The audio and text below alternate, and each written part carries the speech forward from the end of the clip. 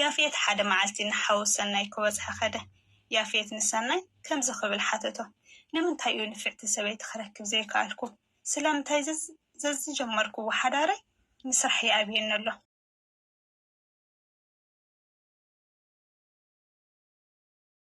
ኣብዚ ዓለም ፍጹም ዝኾነ ሰብ የለን ነዚ ሓቂ ክንርዳእ ኣለና ነዚ እንተፈሊጥና ድማ ካብ ካልኦት ብዙሕ ፈፂምና ኣይንፅበን ኢና ያፌት ባዕሉ ምስ ዝመረፃ ጓል መምሃርቱ ዝነበረት ክምርዖ በቃዕ ንሰናይ ግን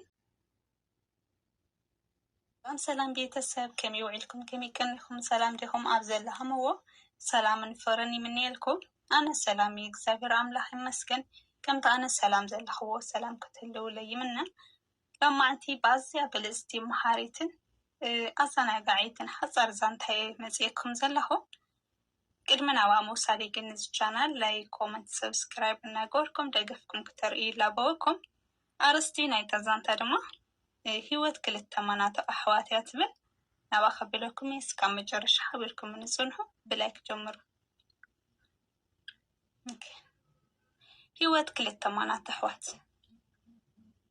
ኣብ ሓንቲ ከተማ መናቱ ኣሕዋት ብሓንሳብ ይነብሩ ነይሮም እቲ ሓደ ናብ ዳዕለቡ ናብ ሓንቲ ንእሽቶ ቁሸት ዓዲ ኸይዱ ነቶም ስድራ እንዳሓገዘ ይነብር ነይሩ እቲ ሓደ ከዓ ምስ ስድሮ ኣብቲ ዝተወለደሉ ከተማ ኮይኑ ዓብዩ ክርድአና ናይ ብርዒ ስም ክህቦም እዩ እቲ ምስ ጎበዘ ናብ ሃገረሰብ ዝኸደ ሰናይ ይበሃል እቲ ኣብ ከተማ ዝዓበየ ከዓ ያፌት ይበሃል እዞም ክልተ ኣሕዋት ናይ ኣጋጣሚ ኣብ ሓደ ዓመት እዮም ተመርዕዮም ያፌት ባዕሉ ምስ ዝመረፃ ጓል መምሃርቱ ዝነበረት ክምርዖ በቃዕ ንሰናይ ግን ኣባ ሓጉኡ ካብቲ ጎደባ ዓዲ ዝፈልጦም ስድራ ፅብቕቲ ጓል ኣማፅእሉ ሰናይ እውን ቃል ኣባ ሓጉ የዕበረ ሕራይ ኣቦይ ዘምፃእኹምለይ ክምርዐ በሎም ኣባ ሓጉኦም ንሰናይ ልክዕ ባዕልኹም ወዲ ገይሩ ኣብ ገዚኦም ኣመርዕዮምዋ ያፌት ሒዝዋ ዝነበረት ጓል ስድራኣ ክትምርዖ ከም ዘለዋ ፀቕጢ ምስ ገበሩላ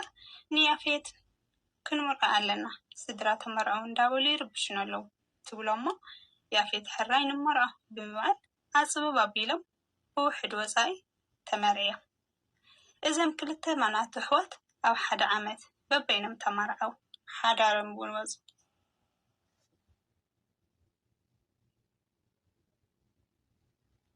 ሰናይ ምስ በዓልቲ ቤቱ 10 ዓመት ብሓጎስ ይነብር ኣሎ 3 ቆልዑ ወሊዶም ፅቡቅ ይነብሩ ኣለዉ ያፌት ግን 49 መርዒ ዋላ ሓደ ቆልዓ ኣይወለደን ይምርዖ ይፋታሕ ይምርዖ ይፋታሕ ንኩለን ኣንስቱ ፈትሕወን ፈለማ ንጓል መምሃርቱ ራሄል ተመርዒዩ ምስኣ ድማ ሓደ ዓመት ጥራይ ሓዳር ፈቲኑ ንራሄል ብዙሕ ፅሪት ኣይኮንክን ኢሉ እዩ ፈትሕዋ ያፌት ቀፂሉ ብዙሕ ከይፀንሐ ንሱ እዚ ተመሪዕዋ ን3 ዓመት ኣብ ሓዳር ፀንሑ ያፌት ግን ንሱ እውን ብዙሕ ገንዘብ ተጥፍእ ኢኺ ብምባል ተፈላለያ ያፌት ዕዳ ከም ዘለና ትፈልጢ ኢኺ እንተ ደኣ ንዝረኸብናዮ ኩሉ ተጥፍዮ ኮይንኪ ዕዳና ከመይ ጌርና ክንከፍል ብምባል ዝጀመረ ሓዳሩ ዓፀዎ ያፌት ሕጂ እውን ነዊሕ ከይፀንሐ ንፌበን ተመሪዕዋ ኣብ ሓዳር እውን ን2 ዓመት ብሓባር ፀንሑ ያፌት ምስ ፌበን ብዙሕ ይጨቃጨቕ ነይሩ ኣብ መወዳእታ ግን ንስኺ ንዓይ ከም ሰብኣይ ክብረይ ትህብንን ኣፍ ኣፈይ ክትምልስለይ ኣነ ክዛረበ ኣይትሰምዐነን ኢኺ እዚ ጠቅምን ዘይጠቅምን ተቑረምርሚ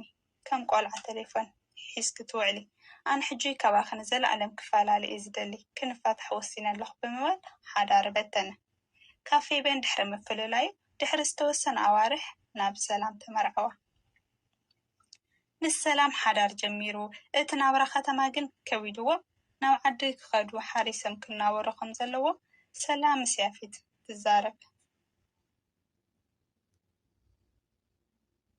ያፌት ግን እቲ ናብራ ናይ ሃገረሰብ ከም ዘይኽእል እዩ ዝዛረባ ነይሩ ሰላም ከዓ እሞ ከምዚ ኢልና ኣብዚ ክንነብር ኣይንኽእልን ኢና ወላት ክረምቲ ክኸውን ከሎ ናይ ሰብ ጉራት ንርባዕ ሕርስ ኣቢልካ ትመፅእ ኣነ ከይደ ክፅህዮ እየ ትብሎ ገለ ፍታሕ ክነምፅ ኣለና ንገዛ ክራይናን ንንበልዖን ንንሰትዮን ከይተሸገርና ዘናብረና ስራሕ ክንረክብ እንተኺልና እውን ፅቡቅ እዩ ኢላ ትዛረቦ ያፌት ናይ ሰላም ብሉፅ ሓሳብ ባዕሉ ዘይምሕሳቡ ደስ ግዲ ዘይበለ ኮይኑ ኣይተቐበሎ ሰላም ድማ እሞ ኣነ ምሳኻ እንዳጠመኹ ክነብር ስለ ዘይክእል ስድራ ይፀውዕለይ ክንፈላለ ኢና ኢላ ወሰነት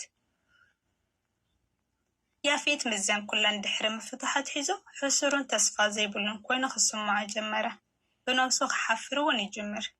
ሰናይ ግን ከመይ ዝበለ ሓዳርን ስራሕን ገይሩ ብናይ ኣቦ ሕጉኡ ሓገዝ ንእሽቶ ጀርጅን ገይሩ ዝተፈላለዩ ኣሕምልቲ እንዳገበረ ሰበይቱ እውን ደቃ እንዳምሃረት ሰናይ ዘፍረዮ ኣሕምልቲ ኣብቲ ትነብረሉ ከተማ እንዳሸጠት ጽቡቁን ሕጉስን ሓዳር ገይሮም ይነብርዋ ኣለዉ።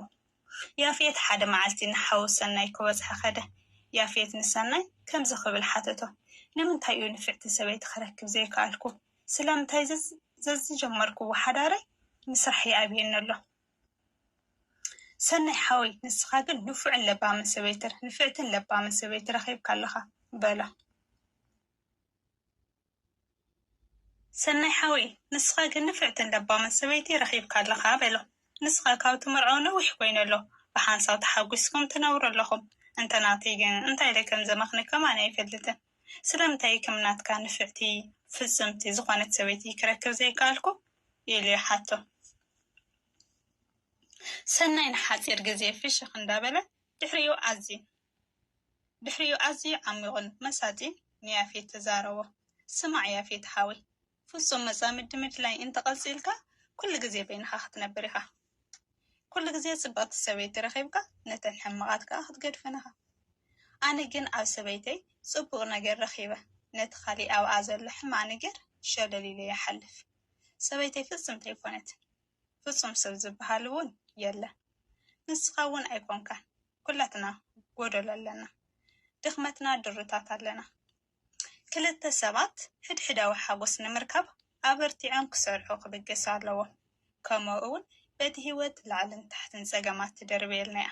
ንስኻ ምስ መጻምድኻ ነንሕድሕድኩም ክትረዳድኡ፣ ነንሕድሕድኩም ክትተሓላለዩ፣ ኣብ ነንሕድሕድኩም እውን ቀሲልኩም ክትፀራረቡን ክትረዳድኡን ክትክእሉ ኣለኩም።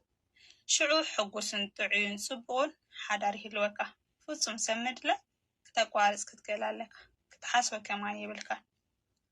ያፌት ምኽሪ ሓዊ ወሲዱ ድሕሪ 1 ዓመት ንወይኒ ክሰርሕ ምጽናሑ ናብ ኣልማዝ ትበሃል ተመርዒው ሓደ ቆልዓ ወሊዱ እንዳ ሻሂ ከፊቱ እውን ጽቡቕ ናብራ ይነብር ኣሎ።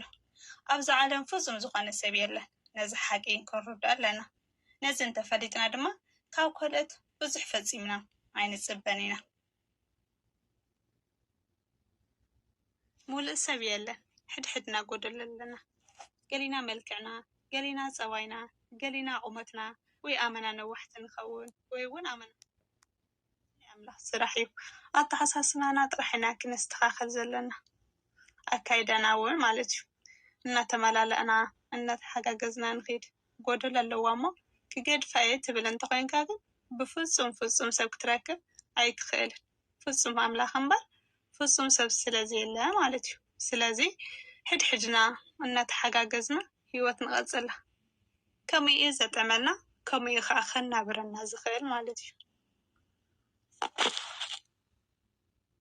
ክቡራት ሰማዕቲ ናይዘ ቻናል ዛንተና ነዚያ ትመስል ነይራ። ፈቲኹምዋ ክትኮኑ ተስፋ ይገብር። እንተፈቲኹምዋ ናብ መሓዝትኩም ሼር ገበርዎ። ሼር ብምግባር ተኻፈልቲ ናይዛ ዛንታ ንክኾኑ ዓድምዎ ማለት እዩ። ብዝተረፈ ነዚ ቻናል ላይክ፣ ኮሜንት፣ ሰብስክራይብ እናገበርኩም ደገፍኩም ምትብባዕኹም ክተርእዩኒ ይላበኩም። ብዝተረፈ ኣብ ቀጻሊ መደብ ብካሊእ ትሕዝቶ ክሳብ ንራኸብ ድማ ሰናይ ግነ ብሩኽ ግነ ይግበረልኩም። ኣብ ዘለኹምዎ ሰላም ድማ ይምነየልኩም። ቢቦ